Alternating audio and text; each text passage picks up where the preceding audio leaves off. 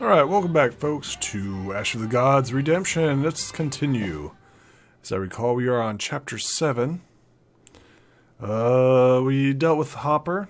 Let's see here. We are currently... Let's see here. Time has come for when you cannot hope to victory, only to safe retreat. Next destination of the Water Maymar. So we're heading north. There's the collectors.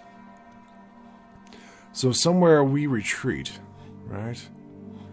So here's the Water Maymar, and then we are currently right here at Frista, right? No, we're going to this Cursed Ravine or the Eagle Ravine. I don't know why we wouldn't hit Frista again. Makes total sense to backtrack our trail. Suddenly Hode appears on the road. He flails his arms and shouts, "Hot damn! I would never catch up to you. That lawn from Frista wasn't lying. You really here. I've got an official pardon stamped as required." Not in the mood for laughter, but still can't help but smile when you see Hode hug all of his friends. Winks at Gilda and bows before you. For a moment, feels like all the recent horrible incidents were only a dream, and that you had just left Albus. Yay. Good to see you in good health, Prince. It's time we had some respite. What were you saying about the free pardon? I'm leading these guys to NOOOooo. You know? Here it is. Well, you're still under investigation, Thorn. Something crooked has happened with Steen and Albus. Still, everyone else is pardoned. No questions asked. You have nothing to worry about. Wait, what happened to his eye? Didn't he lose his eye? Wasn't he stabbed in the eye? Okay. We had no other choice. That settles it. Take care of yourself, alright, Hode? At least until you make it to NOOOooo. The king's graces is akin to a vernal flower. One day it's there, and then it gets a little cold, and now it's nowhere to be found.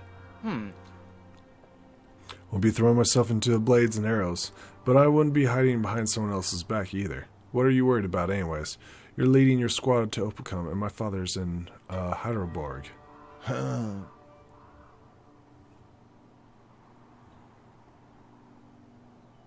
Any news from Burkana?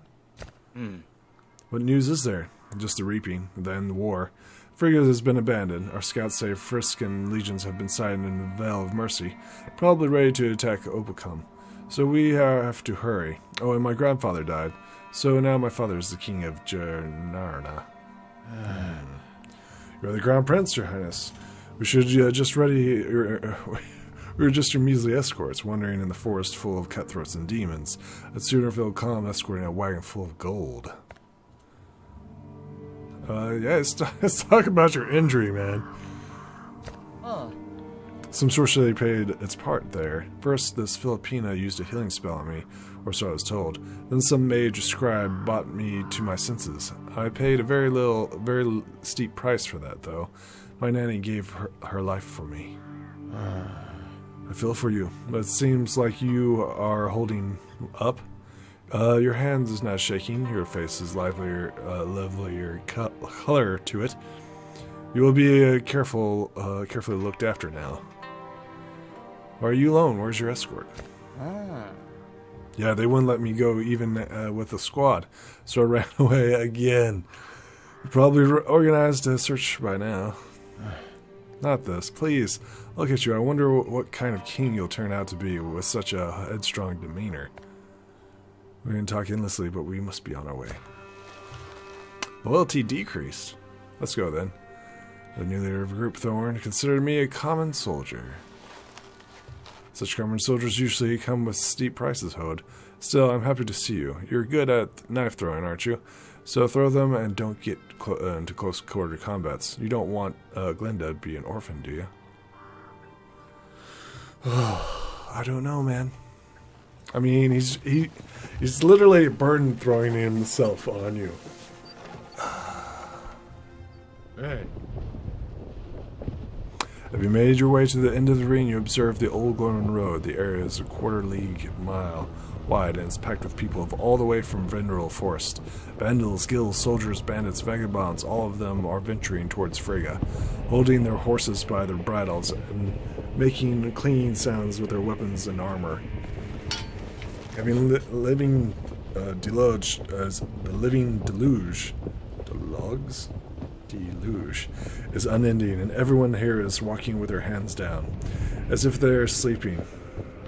No military governors or sergeants in sight. No songs or arguments can be heard. You have to stop your squadron and hide until they've spotted you. Strand looks around apprehensively and whispers into your back, irritated. It's sorcery, Thorn.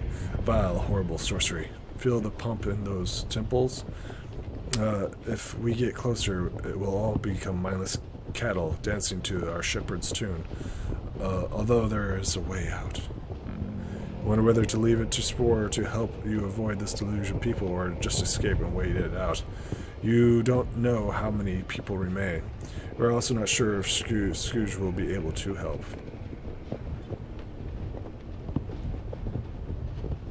I would think fall back.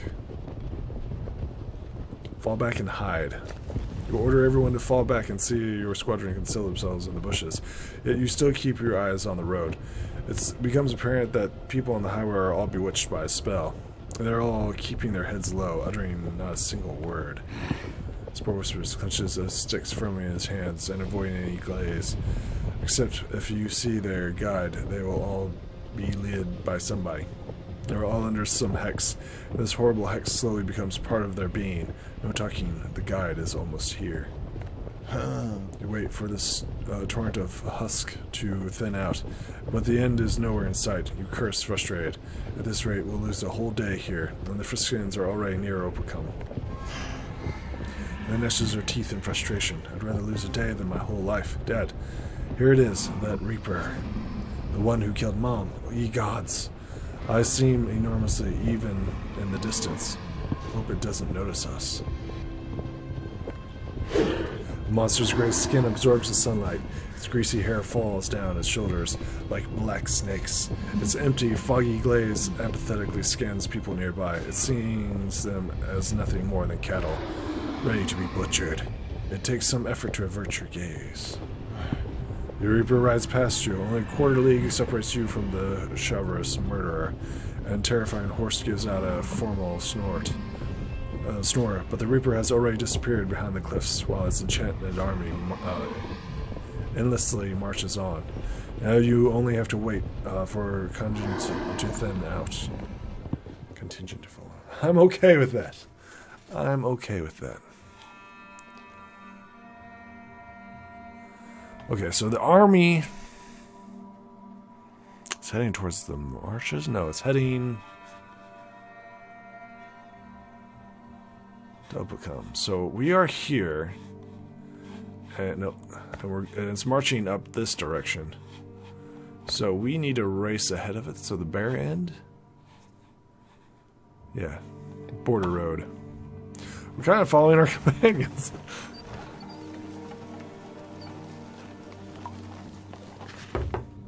A scared young lad walks out of the road. He introduces himself as Killsman.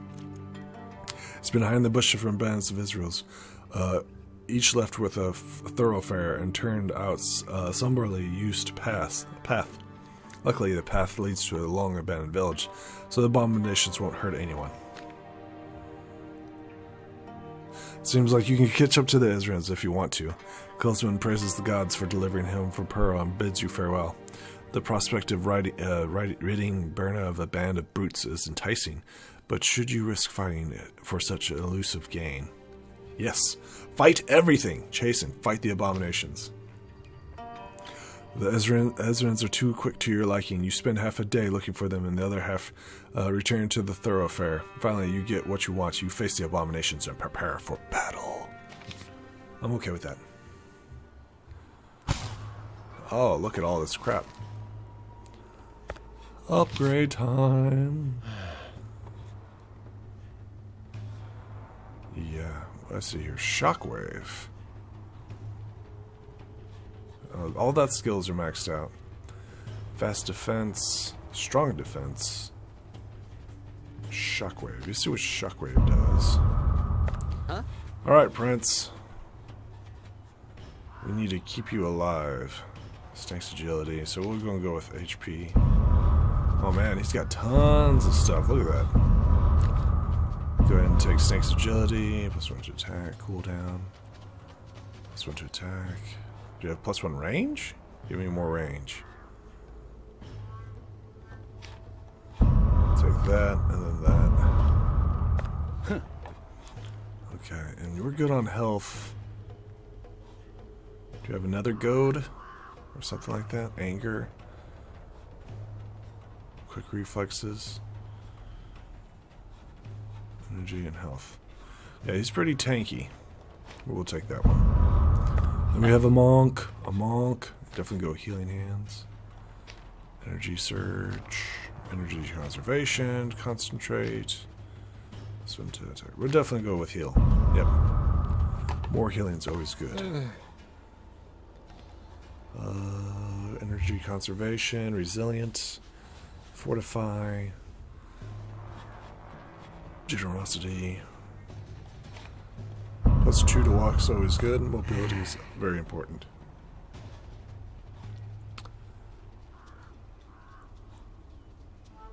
Healer. Oh no, that's endurance. Spirit strike. Yeah. Did Thorn not heal up? I guess we didn't have him heal up. Okay. That's fine. That's fine. This seems like a good setup.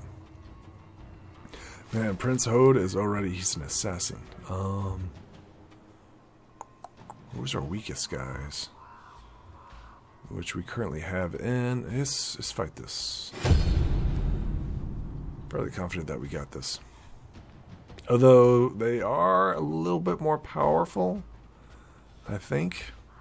Slightly more powerful. Because we gave in to... We let the curse go for a little bit, I think. We'll find out. We will find out, yep. And just auto. Prince was really high up.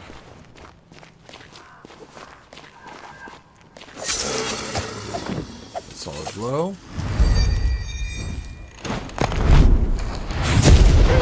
Ouch. Well, we got a healer though.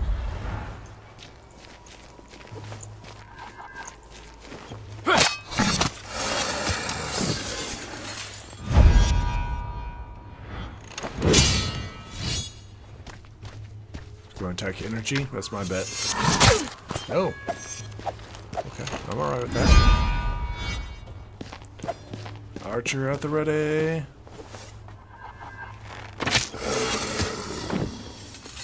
Like I said, I love archers. I love archers.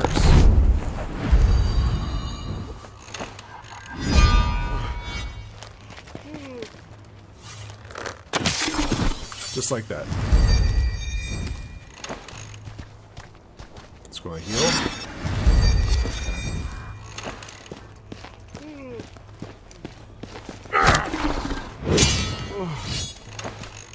Maybe need to give him a bit more offense.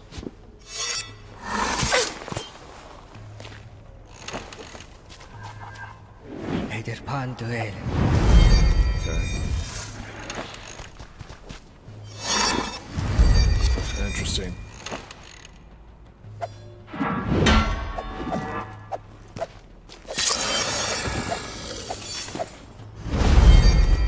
Alright, so we have one guy left. Interesting, he's going to attack him. But our armor's all the way up. Get wrecked, son! There we go. Awesome. Trauma. Looks like 3 people leveled up. Not too bad. Although we seriously need to consider stopping and healing. Alright, let's continue. Morale is high with this group, so we're pretty badass.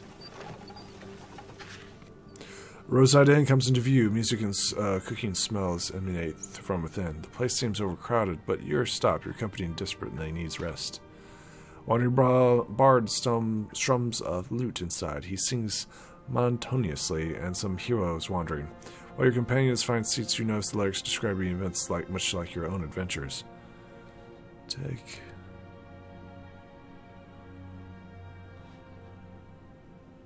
have some food at the inn and stay inside for our night. Listen to the bard as he finishes the ballad. Then you demand food and accommodations and pay on the spot.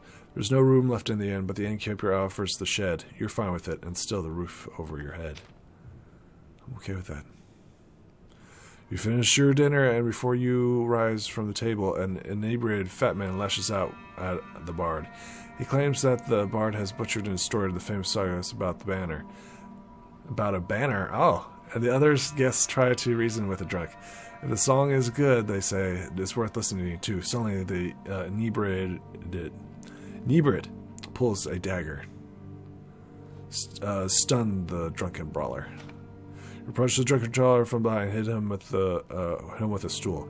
He falls like a tree. You make sure that he's still alive and return to your seat. The regular watches you in awe as the servants tie to the unconscious man with a rope and drag him away. The innkeeper offers free accommodations, drinks as thanks for preventing bloodshed. It'd be stupid to turn down such a generous offer, and so you agree to get a refund for what you've already paid for. It's a dream come true. Nice. The bard is very grateful and thanks for saving his life.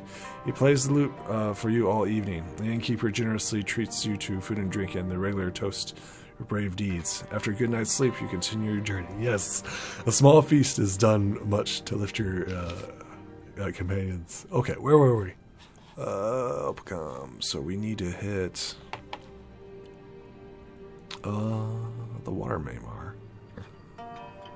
Let's hit the water border. Yep. We're trying to cure her, and I'm hoping that this works.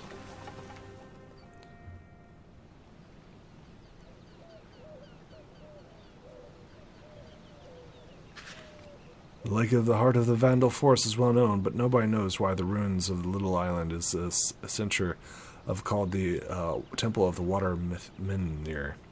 There's plenty of rocks jutting out from the surface, but not one of them looks like Mithmir. This land has become a home for bandits, but there hasn't been many pilgrims here, even in safer times. Leaps off his mount, grabbing the reins, and stumbles, and mumbles, "Where's the Mithmir? From what I've heard, it's supposed to be on the island, but all I see are ruins. Do we have to grope every stone now? I'm not going into the water. I cannot swim, and I hate it, and it's wet." Still grumbling, Storm steps into the bridge and slips on the wet moss and all but falls into the mud hole. Instead of swearing, he lets out a cry of joy. "It's under our feet, and it's clean. I stepped on it, and I didn't die. Just felt better." Let out a sigh of relief. Gods be praised. But why is it clean? Could running water be washing away the poison? In any case, we should not linger, but we have a short rest on the island. Bring the horses and stay together and keep your senses sharp. No yelling. Sound travels far among water. Urge your companions to touch the Mithmir. You and your companions grope underwater for the cold Mithmir. When you touch it, a relief washes over you, taking away all your pain and worries. By the looks of your companions' faces, they experience the same feeling. Yay! Once on the island, Gilda calls out, "Dad, look, there's a fresh grave, but there's no name. Only a slab of stone from the ruins of partial description. You will not keep misfortune away." And what does it mean? You wander around to... Oh my god. You wonder about this too, but not for long. As you hear branches crunching, Marok, the leader of the cannibals, emerges out of the woods, panting. As you reach for your weapons, Marok puts his hands in the air and cries out in pure Barkana. "Thorn, wait, please listen to me first." Max steps forward. "Dad, I can't explain it, but it sounds like Brooklet. He's not at all like Mad Brook." Oddly enough, the cannibal vaguely resembles Brooklet in both voice and manner. If it is still Melgluk, something incredible has happened to him. You decide to let the vandal speak while luring him closer. You don't want to have to chase him through the forest afterwards. So he didn't die. Suspiciously, what do you want, cannibal? Why are you telling us? You've been following us from the White Tower. Are you hungry? How about a taste of steel? Brett, do you remember that booklet said? Open the locket. Don't take it off. Just look inside. You'll find a portrait and name. Iskirl. Opening the locket. That's right. That's my mother's name and portrait. Where did Dukla get this locket, and how did you learn of it? No time to explain. I don't need to know everything. But your own safety, I will tell you one thing, though. Don't remove the locket. It can protect you. As for the knife, you have to surrender it to me. It's not for you to wield. Okay, so I know about the other story, but, like, these guys don't, right? So it's like, wait a second. Okay. So you're not a cannibal? Then who are you, then? Trust me, the Maddock that was taunting you earlier no longer exists. All that is left is a monstrous vessel, which you now see now. It serves Brooklet sorcery. I bet that Maddock of the White Tower had never heard of Breathless mother. It's hard to imagine sorcery that does not die with a sorcerer, but nobody knew my mother's real name, apart from herself, myself and my father, whom I never got to meet. What do you know about Brett's father? Know quite a bit. Brett himself knows bits and pieces. His father always remembered his son and the woman who had borne him. Brett's desire was to meet him equal his father's pain and not being able to let it happen. That is true. I had always helped, though it came in secret, though through other people. I didn't make my mother's tears any sweeter, though. Who is threatening him?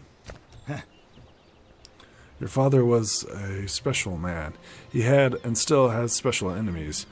They hunt people like you because you don't want your father's kind to leave offspring. These enemies are lethal. You know them as Reapers. Whoa. As if the Reapers led by the same Reapers? As if the reaping led by the same reapers, from what I understand, wasn't bad enough. I'm getting my own private reaping? Whoa. Wait.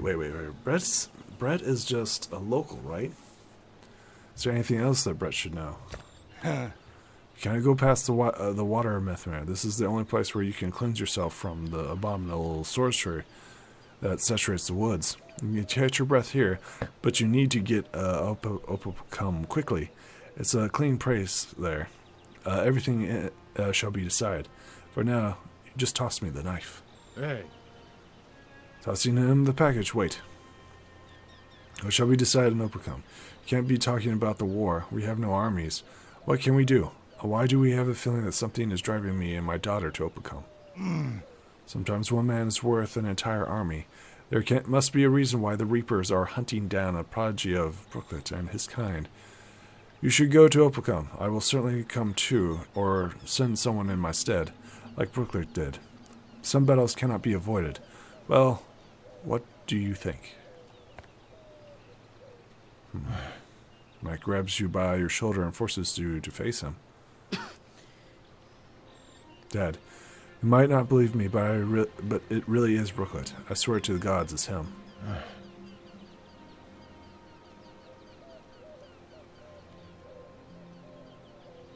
Ask him about the things Brooklet told you.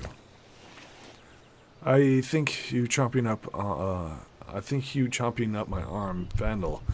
But I'll ask you anyways. My mentor, Brooklet, once told me, when in doubt, ask questions. Why do you think he tells me that?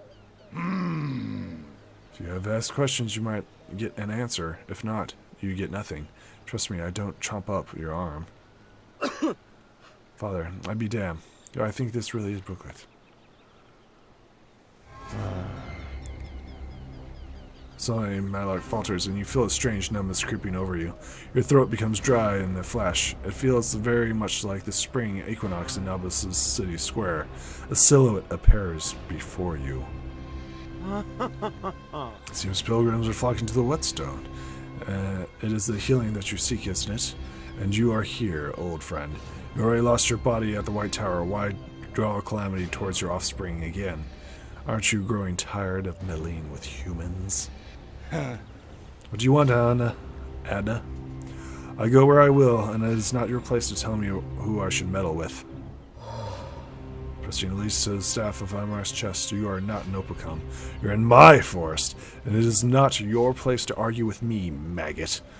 You may not want to point out your bastard, but he will stand out the moment I extricate you? Alex attempts to reply, but his body becomes stiff. His eyes glaze over, and he drops dead. Looking at you in the eye, are you the shepherd of this flock? Who is the Umbra offspring there? And I should not quite make it out. Tell me, or I will kill everyone. For whose sake did the Umbra led himself be extricated at the White Tower?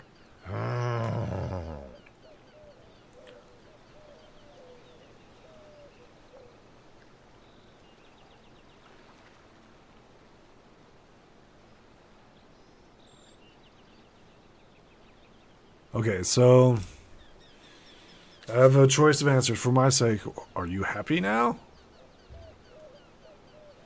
I don't understand what you're talking about. Or, for my sake, are you happy now?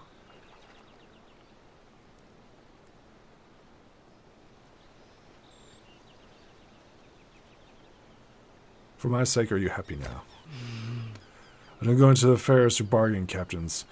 If I don't like the goods, I'll kill the seller. Have you achieved everything you wanted in life? Are you ready to part with it?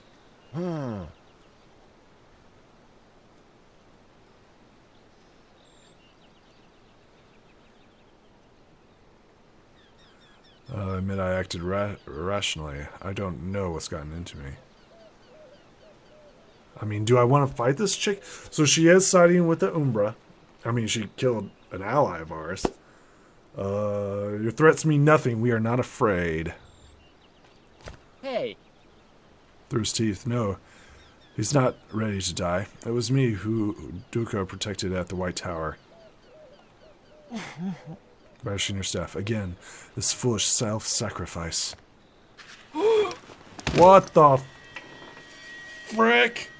The witch touches Mac on the tip of her staff, then vanishes into thin air. He goes limp and crumbles to the ground. Your heart sinks. You rush to his aid, and he is no longer breathing.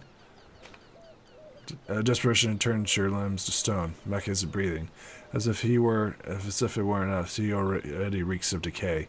This abomination sorcerer killed him. Have you saved your son just to lose him? Let's kill this bitch. Yeah!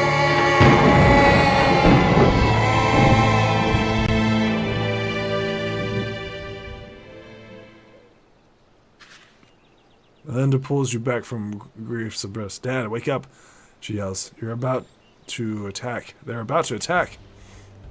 You turn around, gripping the hilt of your sword. A band of guilds emerge from the corpse of fear trees. They are not interested in friendly conversation. You have no choice but to fight to arms. Oh, thanks for not giving me much of an option. So I think it was Thorn who was going to die, or his son who was going to die. So it was kind of like... I don't know. I don't know. Damned if you do, damned if you don't. I mean, I didn't expect him to be like, no, don't do that. That's a bit frustrating. So I understand story deaths, right? And we didn't have nothing really invested in him.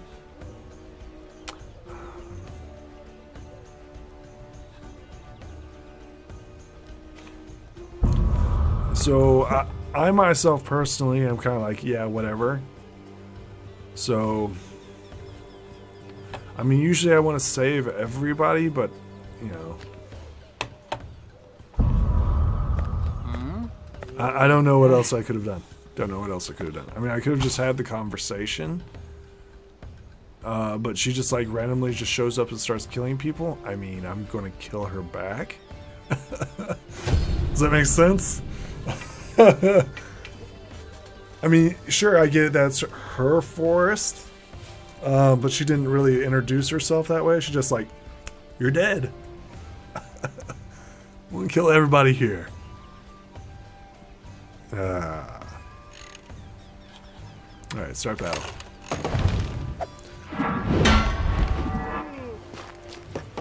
I don't know how else to navigate that. That was...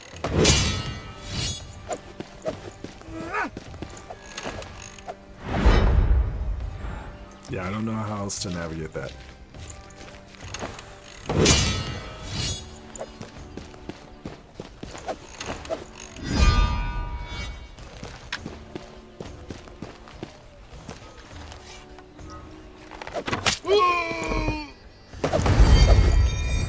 Okay.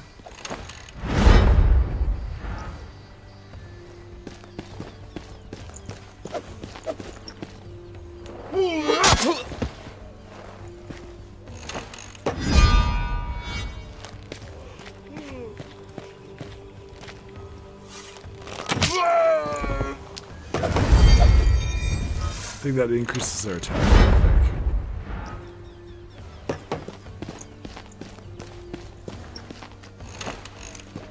Still, regardless, it's a very frustrating storyline down. There's not a lot you can do with that.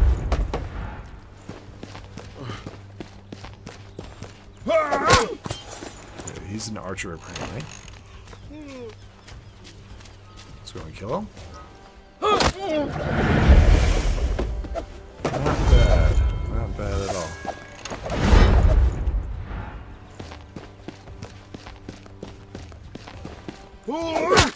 Interesting.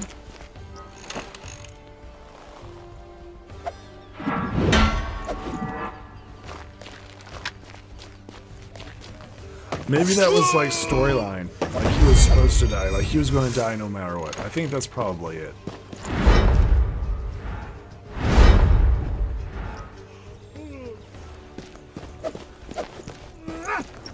Wait, this guy gets to show up and then attack? That's kind of weird. Gets to attack twice.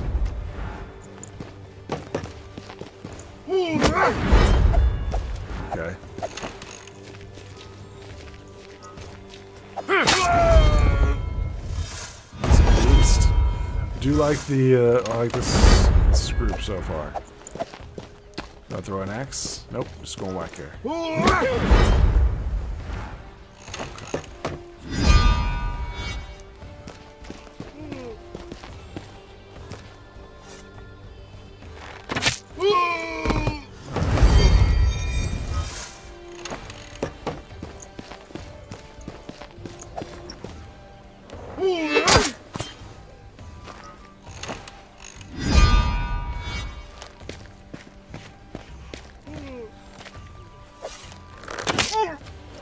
Solid blow.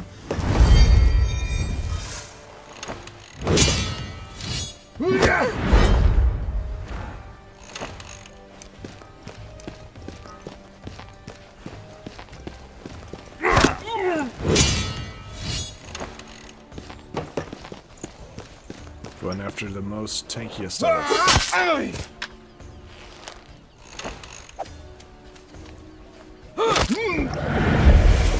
Interesting. Dang. Those back-to-back moves are kind of a pain. Look. Whack him. Wonder if the sun was going to play an important role. I don't think he was because they took him out because he was wounded, right? Like. There we go. Okay. Trophies, one that, one that. Yeah, we definitely don't need much gold. Battle's over. The Gale's corpses drift to the lake like gruesome floats. Water raises blood from the bridge. You steal a glance from your son's corpse. Let's leave this cursed place, you say, barely recognizing your own voice. Gilda, take Mara's package. Linda swoops over Malbek's Malbach's body takes the package, clenching it in his hand, and gives it to Brett. Then she straightens up and looks you in the eye. I look up to Mac and hear your own hoarse voice declare the horrible truth. Gilda, the witch, killed Mac. My son is no more. Gilda kneels and starts to unroll the blanket. We'll take him to Opacum, Dad, she says lifelessly. Please don't make me carry your dead body, too. You can barely make out what Glinda says.